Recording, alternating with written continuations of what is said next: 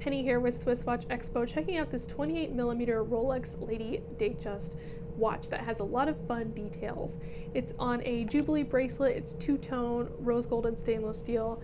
The bracelet has the hidden crown clasp, so it looks great from all angles and is incredibly comfortable to wear.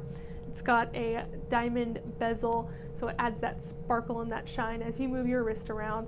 And the chocolate dial, to me, pairs incredibly well with the rose gold, and it's very warm and inviting and almost reminds me of kind of strawberries and chocolate.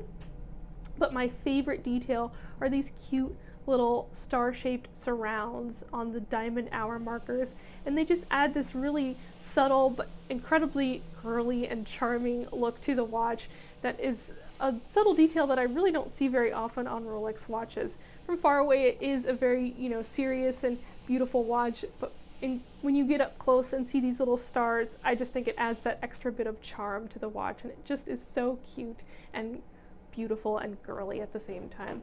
So if you're interested in looking at this watch, we have it available right now at SwissWatchExpo.com, or you can take a look at all of our other beautiful Rolex Lady Datejusts also on SwissWatchExpo.com.